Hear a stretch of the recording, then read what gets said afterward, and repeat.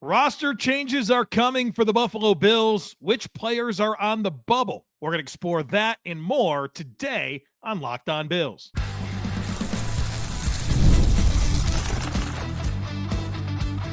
You are Locked On Bills, your daily Buffalo Bills podcast. Part of the Locked On Podcast Network, your team every day.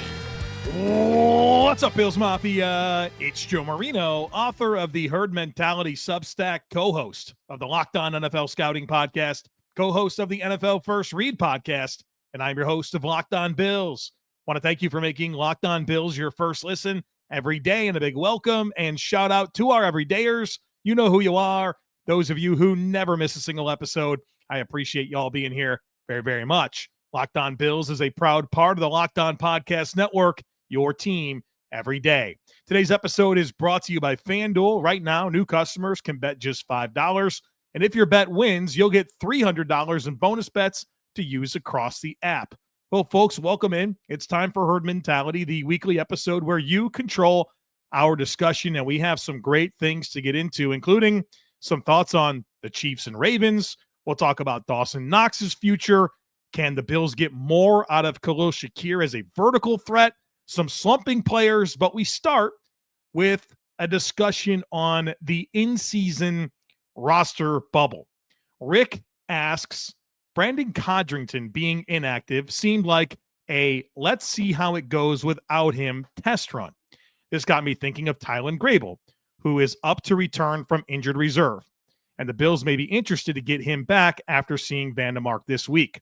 So if Grable returns, who is most likely going to lose their spot? If not Codrington, then who? I think it's a good question because the Bills have several players that they're going to want to get back on the roster in the coming weeks. Now, this could be 2, 3, 4 weeks down the road, but in the next little bit of time, the Bills will want to get some players back. And you mentioned Tylan Grable. That's a good one. Of course, Michael Hoyt, Larry Ogunjobi, Maxwell Hairston, Tyler Bass. There's a number of players that the Bills will probably want to get back on the active roster. And of course, you need a corresponding move to go with it. And so I think very clearly Brandon Codrington being a healthy scratch last week against the Saints after being a healthy scratch throughout the playoffs last year is a pretty good sign that he's on the roster bubble. So that is a pretty clear opportunity to get a player back on the roster. You mentioned Tylan Grable specifically. I do think that spot comes in the form of Chase Lunt. I think the Bills will waive Chase Lunt, hope to get him back on the practice squad, and that's your pathway to get Tylan Grable on the roster. Other players that I think are on the bubble, Jamarcus Ingram, I think he's definitely on the bubble. He's been a healthy scratch recently, and they gave Jordan Hancock the opportunity to dress over him in the Saints game. I think you look at maybe Javon Solomon. I know that he's playing over Landon Jackson right now and helps on special teams, but not a player that brings that much value to the team. I look at the wide receivers, whether that's Curtis Samuel or Tyrell Shavers or Elijah Moore, probably less likely to be one of those three, but you're a little heavy there. You know, the Bills will typically go 5 receivers. There's 6. So you think about that spot as well. And obviously injuries could take care of things. And I bring up Javon Solomon because you are going to get Michael Hoyt back on the roster. And do you really want to have like that many edge players rostered on your 53? I think it's very easy to figure out the Tyler Bass path. Obviously, if he comes back, that's going to be Matt Prater. And so I think you have a couple of those. Grable for Lunt, Bass for Prater, and then you have Hoyt, Ogunjobi, and Hairston. And I think those spots come from Ingram, Codrington, and then one other spot. Could be a receiver, could be Javon Solomon. You could have injuries that take care of this type of situation. I hope that's not the case. So there's definitely some decisions that are coming, but that's at least how I look at it for right now. Rooks says, with the last 2 seasons as the standard for the offensive line's pass protection, can you give an evaluation for them up to this point in the season? It's Victory Monday for week 4 as I type this. Has there been inconsistency or drop-off, or is this the same elite level we've had? What can we fix and improve on?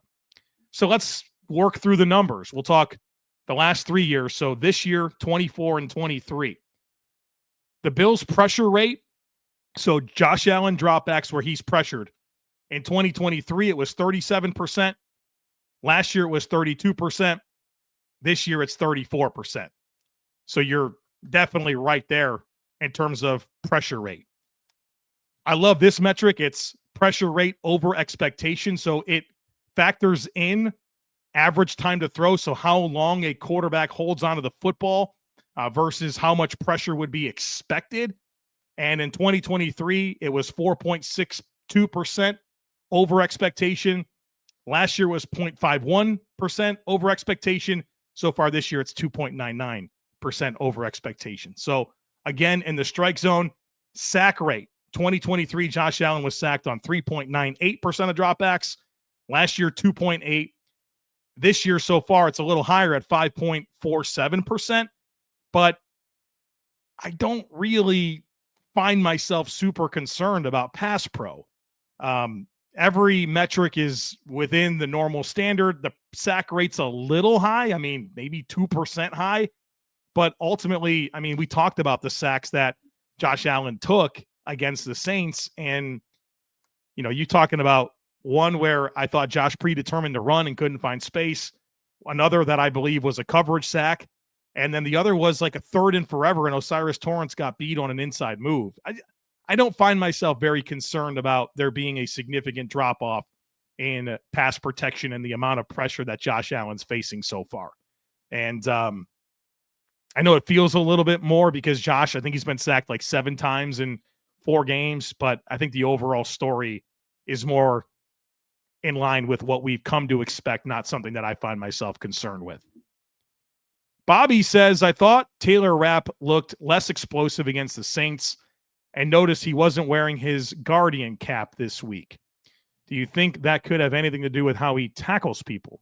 What are your thoughts on the Guardian caps? Thank you, and go Bills. First of all, let's talk about the Guardian caps. These are like I don't even know what it is, like something that the players put over their helmet that is designed to help reduce concussions. And they look a little goofy, but if a player wants to wear them and they feel like that's going to help them potentially have less head injuries, I respect that decision. So I don't really have much of a thought here other than if a player believes that it's going to help them reduce head injuries, then wear it. I don't really have much of an opinion on whether a player should or should not. If it's something they believe is helpful, then go right ahead. I'll be just fine if I think you look a little goofy with that on. It's more important that you're taking the steps you believe are necessary to protect your brain.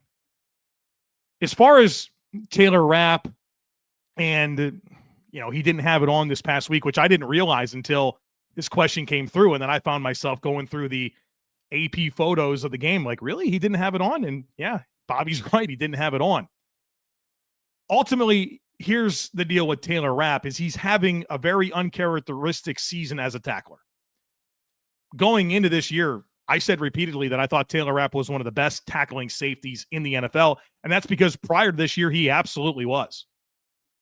So far this year, he is missing tackles at a much higher rate than ever before. So far this year, he has a 23.5% missed tackle rate, which is absurd. Now, it's still a small sample size. You're talking 4 total missed tackles. So it's not a ton. Now, some of the missed tackles aren't necessarily measured because he didn't actually miss a tackle. He took such a bad angle, he couldn't get there to miss the tackle. So I think there's probably that piece of context that's necessary. But to give you an idea, Taylor Rapp missed 5 tackles the last 2 years combined.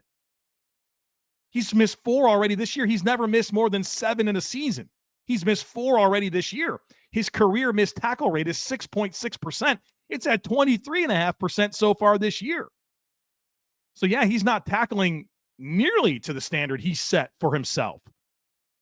The one thing that I do think about with this, and I think we kind of forgot this, is remember the playoff game last year against Baltimore. He got injured. And of course, he didn't play in the AFC Championship game. His injury was a hip/back injury. And it happened. He missed the AFC Championship game, and then I don't think anyone ever talked about it. Could this be impacting him?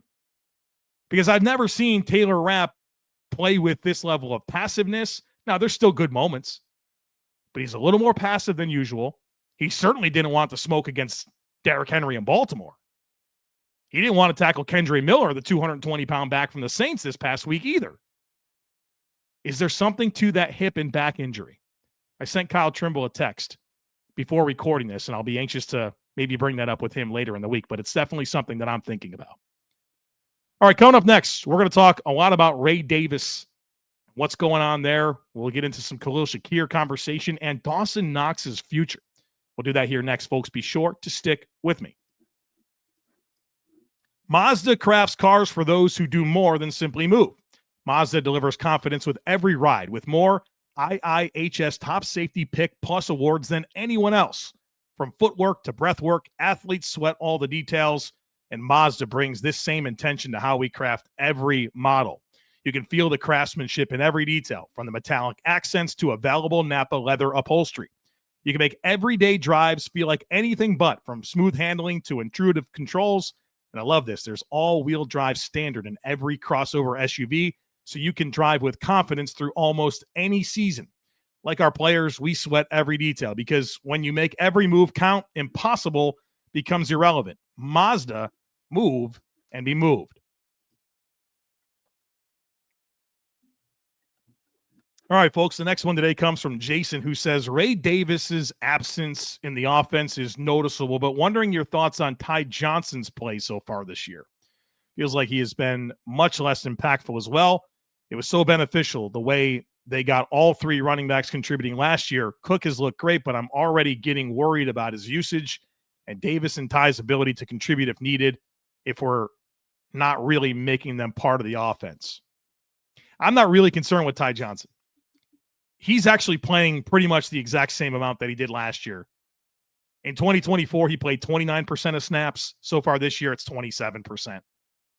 Remember, last year he had 18 catches and 41 rushes. It's not like he had a huge role. It was more pass protection and then, hey, a few touches here and there. To me, my concerns are much more about Ray Davis. Played 9 snaps the last 2 weeks. 12 touches for 28 yards in 4 games this season. He's played 5 or fewer snaps in each of the last 2 games. Meanwhile, James Cook is on pace for 370 touches. 370. Last week it was at 351. Now it's at 370. And James Cook's awesome. I want him to touch the ball a ton. He's a great player. But 370 feels high. It feels like maybe 100 touches too high. Now, we talk about this. James Cook does a really good job of not taking hard tackles, but man, that's a lot. That's a ton for a 5'11", 190-pound back. So, yeah, I'm concerned about Ray Davis. It's not really a Ty Johnson thing. I think Ty Johnson's been doing the thing that he normally does, and I think there'll be more stuff, in terms of featured opportunities for Ty Johnson, just like there was occasionally last year. And obviously, Ty really heated up down the stretch when you think about what he did against Detroit and some big plays in the playoffs, but ultimately 29% of snaps last year, 27% this year. To me, it's really about Ray Davis, which leads into a question from SL Krubs, who says, you mentioned that we're getting nothing from Ray Davis and Ty Johnson, and you think Davis doesn't look good. Each one had 1 carry in the Saints game. Is this a chicken or egg? Are they not contributing because they haven't done anything with the ball, or are they not contributing because they aren't getting the chances to do so? Seems unfair to say they look bad just based on 1 carry each. Well, it's really not. I mean, it's the 12 carries or 12 touches he's had this year. He also had 7 rushes for 12 yards in the preseason, and we know he's dropped weight. I mean, he's got a body transformation relative to an NFL player. That's a big deal to lose 15 pounds as an NFL player.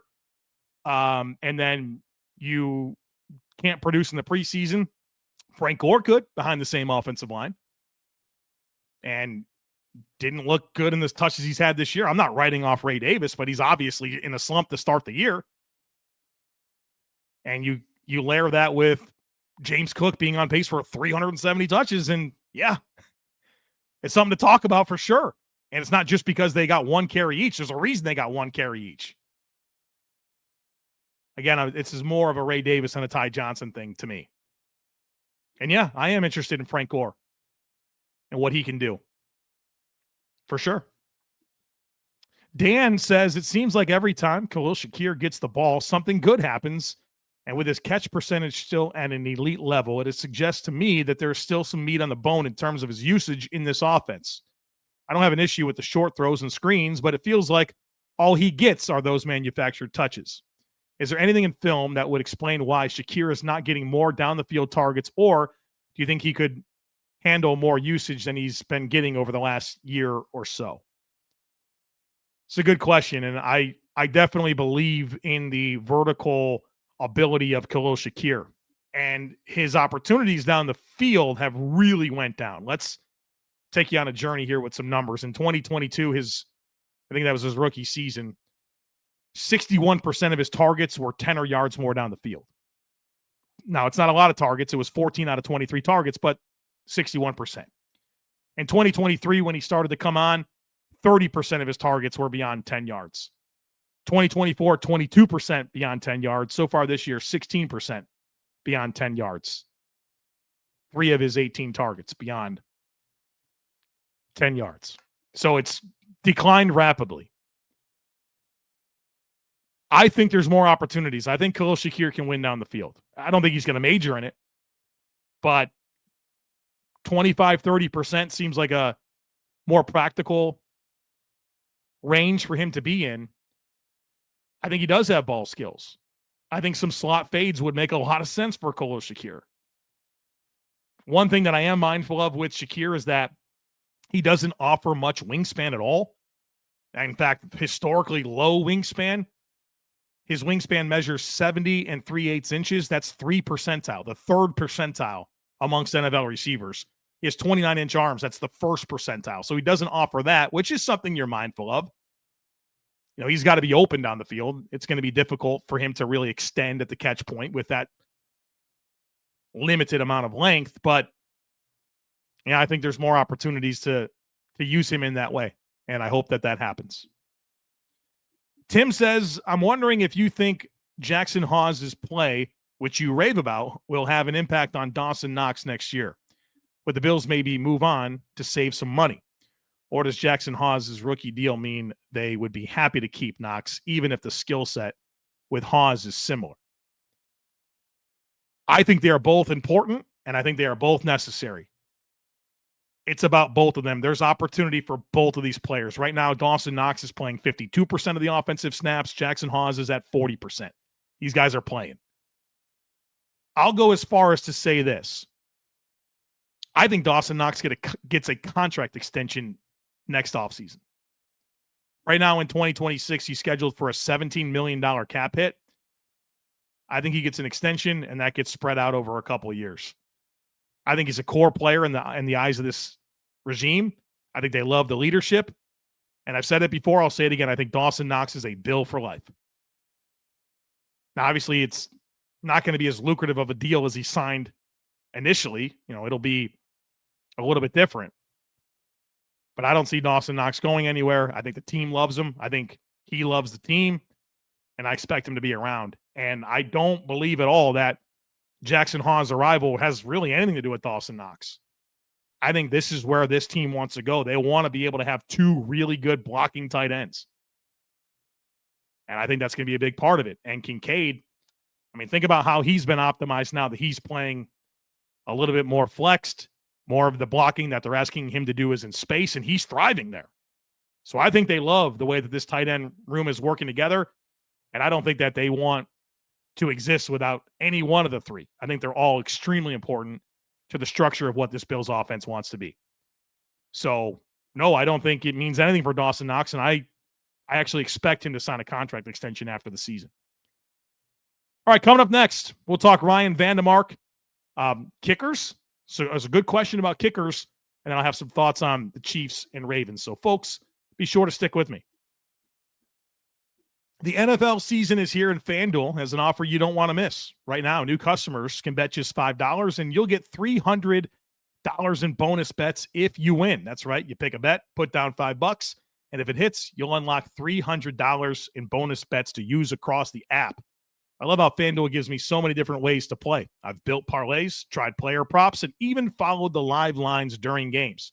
It just makes football watching even more exciting when you got a little something riding on the action.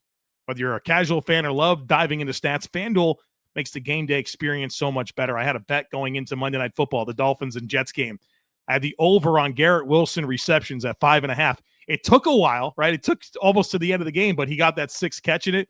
Made that game even more fun to watch as I was rooting for Garrett Wilson to get those 6 catches. So what are you waiting for? Visit FanDuel.com to download the FanDuel app today and get started.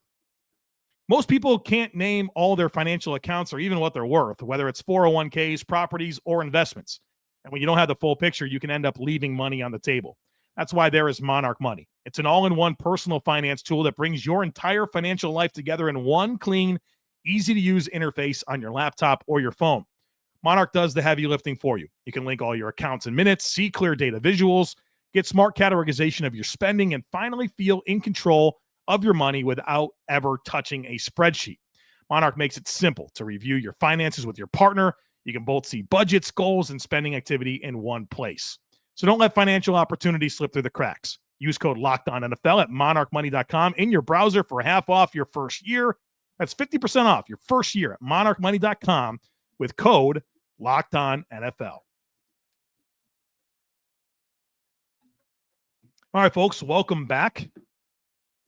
Would encourage you to check out thejoemarino.com. I launched a website that shares a lot of the details of the work that I do. I have other podcasts, including a daily podcast on the NFL, a twice-weekly podcast on the NFL. I have a Substack, Subtext, a merchandise shop, a Discord. If you want to learn more and get connected deeper, check out thejoemarino.com and see what we have to offer. There's a link in today's show notes, or you can just type in your browser, thejoemarino.com. Los says, after your all-22 review, you seem satisfied with Ryan Van Demark's fill-in at right tackle. Why, at first impression during the live broadcast, did it seem like most fans were disappointed with his play? I know the tape always tells a story, but why do you think that is? It's a great question. That's why I always say the answers are in the tape. They're in the tape. With all due respect, you cannot possibly have the right takeaways on everything in a football game based on a live broadcast watch. You can't even see all 22 players on the field when you're watching a broadcast. And I think offensive line and defensive backs are where you really need to watch the all 22 to have an idea of what was going on out there. And I thought the tape, as always, tells the story, tells the truth. And that's why I love doing these all 22 reviews, because it allows us to be frustrated at the right things and not be frustrated at the wrong things. I thought Vandermark played extremely well, especially in the run game. Boy, he was awesome. But I thought he was really good in pass pro as well. I think the disconnect between the reality and kind of the fan reaction coming out of the game is rooted in 3 plays. Josh's hand got hit, which nearly was an interception, and Ryan Van Demark gave up a pressure on that play. He also gave up a sack that I think was way more about Josh Allen than it was Ryan Van Demark. And then there was the 4th down run, or the 4th down pass, I guess, to Khalil Shakir, where Ryan Van Demark had to pull when he gets tripped up by Osiris Torrance. So nobody ever wants to see Josh Allen get sacked. Nobody ever wants to see Josh Allen throw an interception. And boy, we certainly don't love not converting on 4th down. So you have like 3 very high leverage plays where, based on watching the broadcast, you say, there's that backup right tackle. And 2 of those I don't even think are Ryan Van Demark's fault. One of them's Osiris Torrance. The other ones, I thought legitimately Josh Allen had plenty of time. Plenty of time. He had no pressure from any other angle. A guy that looped around Ryan Van Demark made a sack. That should never happen. And so even if you wanted to pin those 3 plays on Ryan Van Demark, which I think is completely unfair, there are still 56 other plays that he was on the field, and I thought he was excellent. I think the tape was very clear. And it was cool after I kind of defended him on social media the other day. Brandon Thorne, who is the guy when it comes to offensive line, he put out a film reel of Ryan Van Demark dominating in the run game. I'm like, okay, there it is. I'm not crazy. He played great. So, yeah, I mean, until we watch the film, you got to be careful to really go in on a guy because the truth is in the tape, not on one spin through a live broadcast thinking you got it all figured out. Maybe you can. Maybe you are a football savant. You can figure it out like that. I certainly can't. And credit to you if you can, but I can't do that.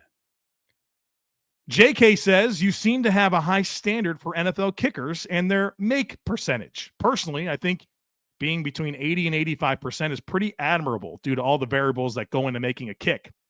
What is your ideal make percentage for a kicker, and why are you so tough on these players? First of all, I think this is a great question. And if you ever want to challenge the way I think or talk or any football opinions I have, I'm more than happy to discuss those with you. I promise you that everything I do is rooted in a process, and I like to believe that any position that I have, while it might be wrong sometimes, it's always a defendable process that is rooted in sound logic. So I welcome these types of questions. The reason I think that 80 to 85% is not a good range for field goal make percentage is because the NFL statistics are very clear that that's a very poor make percentage. In 2024, last year, 11 kickers were above 90%. 19 were above 85%. In 2023, 11 were above 90%. 18 were above 85%. 2022, you had 9 above 90% and 19 above 85%. So that's why I would politely respond by saying, I think you need to raise your standard based on what the data tells us about what good field goal make percentages are. If you're 80 to 85%, you're a bottom 10 kicker. And I don't want bottom 10 kickers. Not when you have, on average, 10 plus per year making 90% or more. And more than half the league is making 85% or more. So if it's under 85%, it's too low. Vin says, Joe, can I get your thoughts on the Kansas City-Baltimore game? The Chiefs smoked them. If Lamar Jackson is out for any length of time, maybe Pittsburgh wins the division. I don't love the idea of Baltimore headed to Buffalo as a wild card team and then Kansas City coming the following week.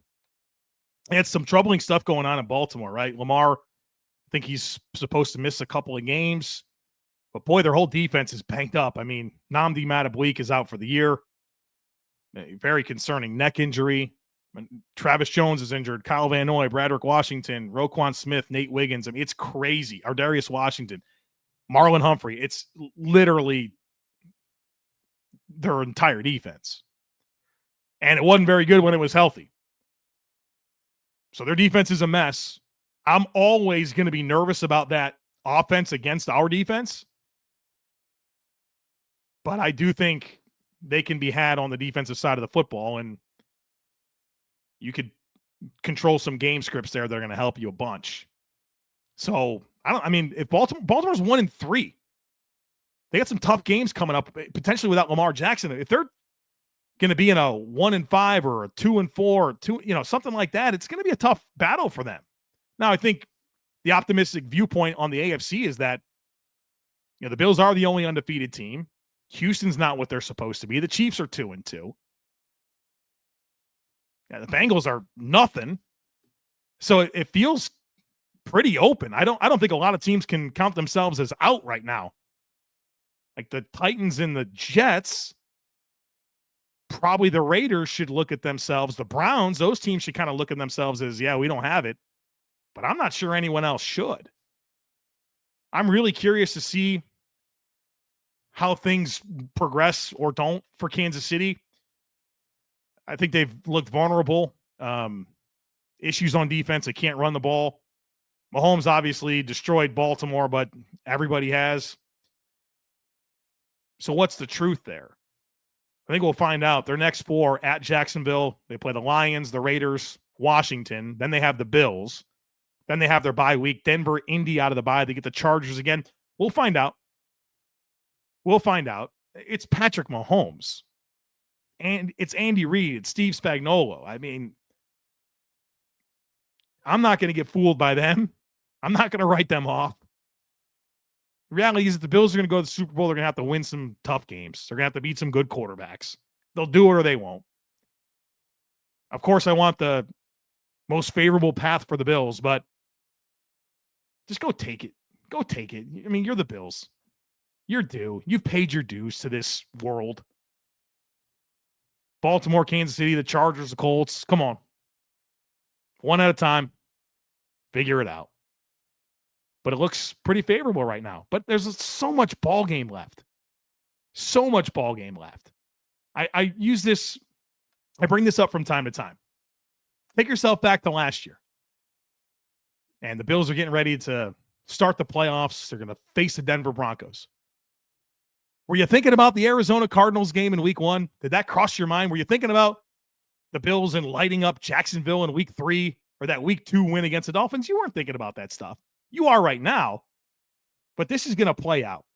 It'll play out. It'll normalize in some ways, but you never know when you're going to hit a 3-week stretch and, 5 starters are going to go out, like what's happened with the Ravens.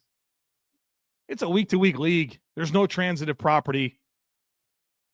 Literally, I know it's boring as hell to say it, but you just got to go 1-0 every week. Nobody cares about your problems. Just take it one freaking game at a time. Figure it out. Go to the next one.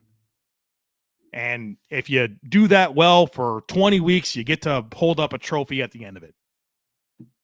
So, yeah, I mean, I love talking big picture. I'm not like poo-pooing like, wait, we can't get too far ahead. That's something that we absolutely can. The players, that's where they have to be nervous about it. But I do think that there are some things to glean and learn from kind of that thought process when you consider, like I said, hey, the Bills are getting ready to play the Broncos. Were you thinking about that Titans game?